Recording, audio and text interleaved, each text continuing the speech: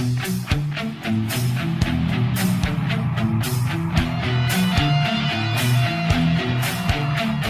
there's something strange in your neighborhood, who you gonna call?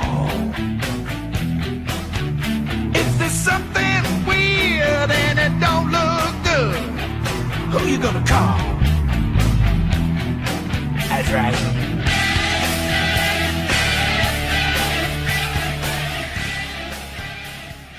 What's going on, everyone? It's Jeranism, back again with GLOBEBUSTERS, episode 10. We're here live again, as we are every week. We also do Tuesday night shows where we watch the ISS live, so join us tomorrow. So, we have a special show today, or at least in my mind. Got a special guest. Many of you may have heard of him.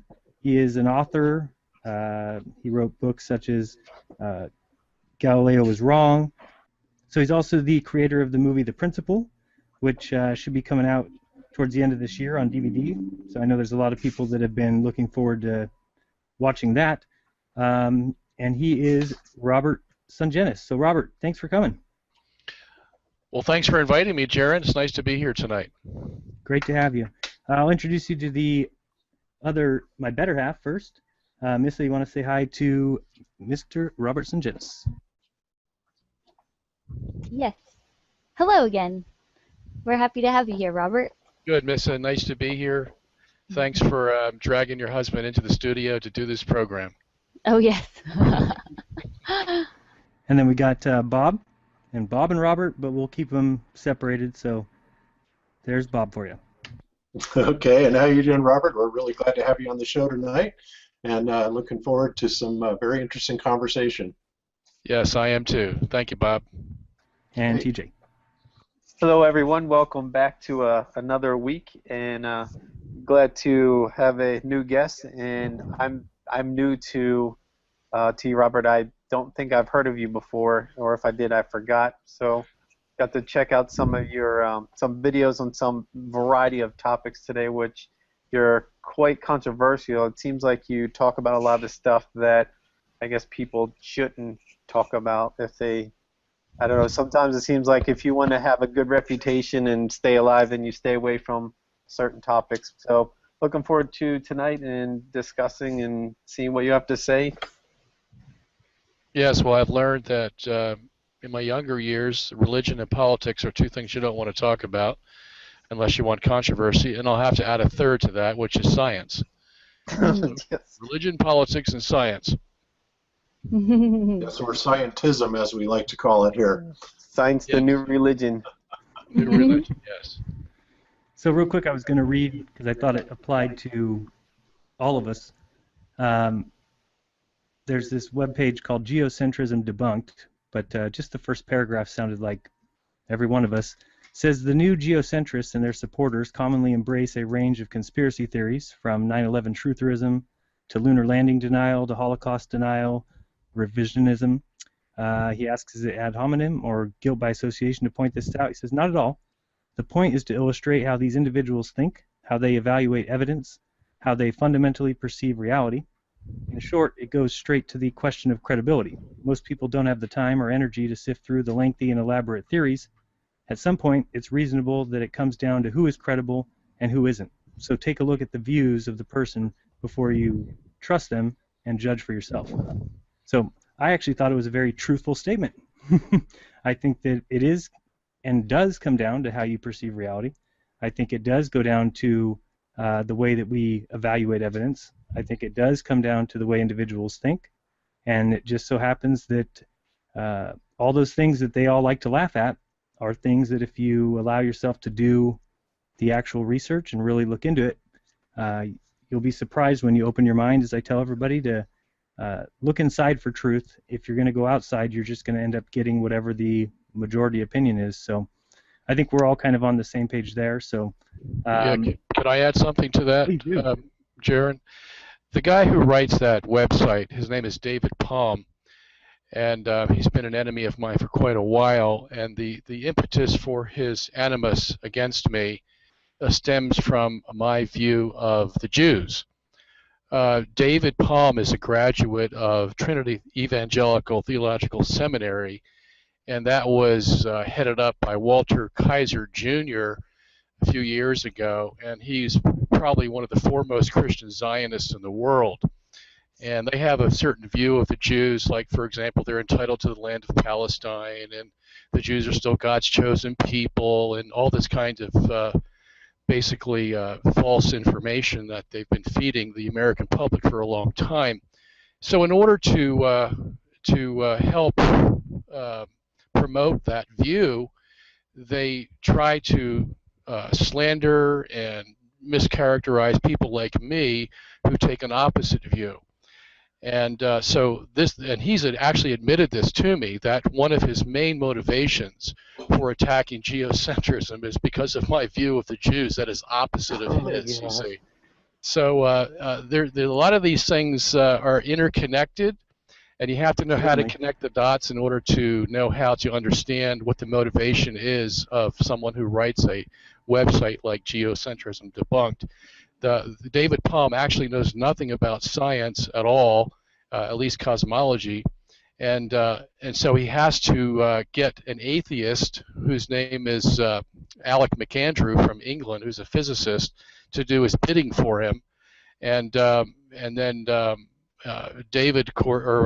McAndrew, of course, has a bent toward atheistic viewpoint of cosmology. So he's not going to agree with anything that a Christian has to say about the biblical basis for cosmology at all. So I just wanted to give you that background, just so you know that who the enemy is and why they're saying what they say. Yeah, well, everybody that's here and definitely who's listening can attest to having much of the same kind of treatment. Obviously not on the level or time period that you have, but definitely.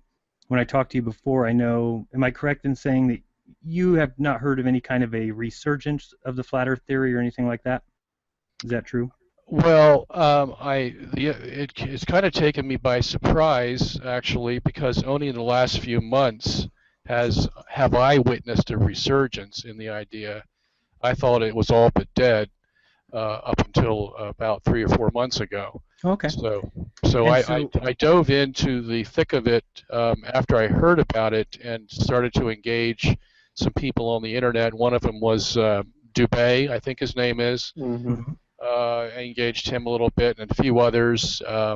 So I'm pretty familiar with it now and ready to talk about it. So fantastic. Okay.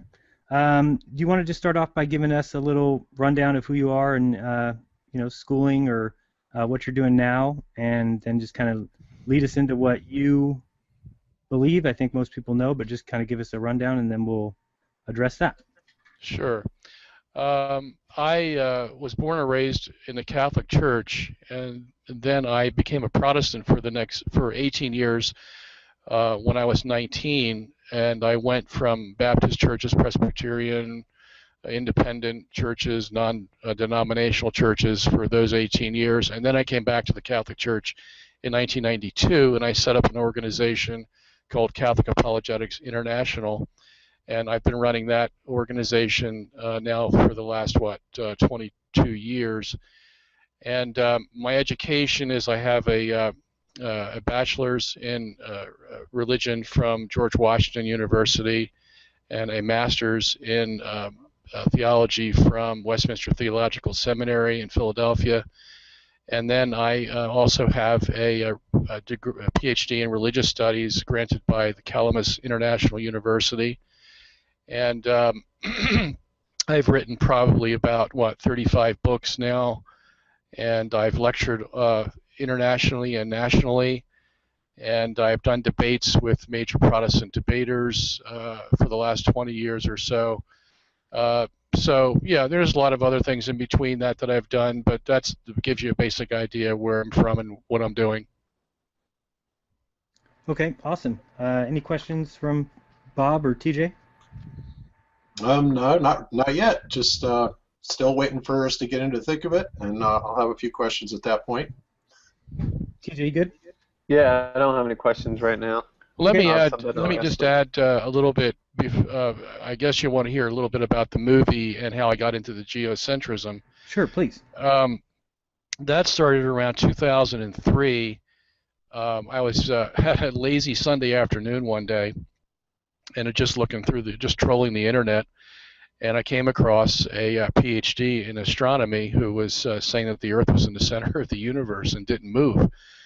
And so I had to make that decision, as you do when you hit the internet, is, do I press the next button on his website, or do I just consider him a quack and move on and do something else, like go out and play basketball? So that Sunday I happened to had nothing else to do, so I clicked the next button and I began to read his material. And the more I read, the more I wanted to read, because I was a physics major in college, and so I knew from the science information that he was giving that he knew what he was talking about, and I couldn't refute it. At least, let's put it this way, at least there were two sides to the story, and one side wasn't being told. And that was the side he was advocating, and it seemed very plausible to me, and so that started me on a investigation. And I am that kind of a person. If I find something that I think has been hidden from the public and needs to come out, I will do the investigation with the gifts that the Lord has given me, and whatever comes, comes. What did come was the fact that, as I said, I couldn't refute him, and the more information I got, the more convinced I was that he was correct. And then the fact that I understood the significance of this topic, in the sense that it was my own church that had condemned Galileo for being a heliocentrist, and the early fathers of the church also were geocentrists. So our whole history was predicated upon this view of cosmology, and it made sense to me now why that whole thing occurred. The Holy Spirit wasn't on vacation when the church was dealing with Galileo. He was actually helping them to get to the truth. And so then I began to figure out, well, what's missing from people's knowledge of this topic?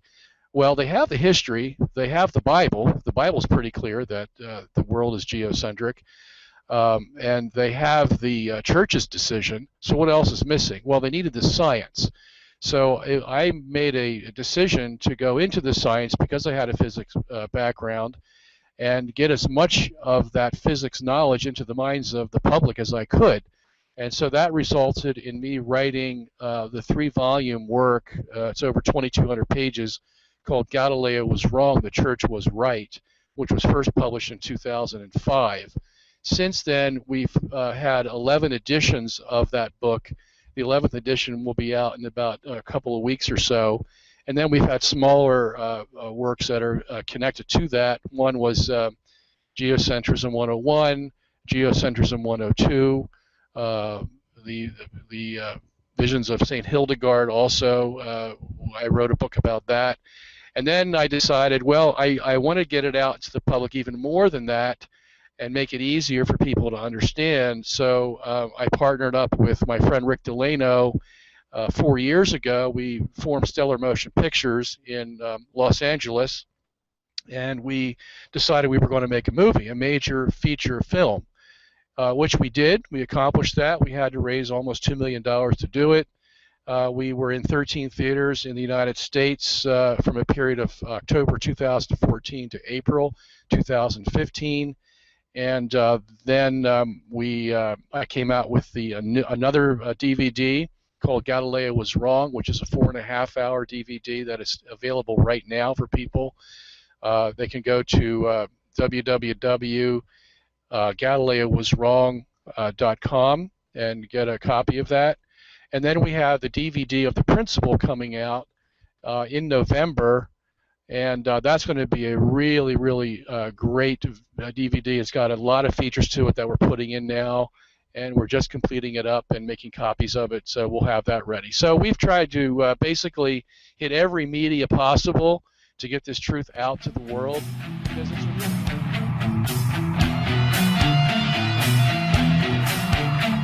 If there's something strange in your neighborhood,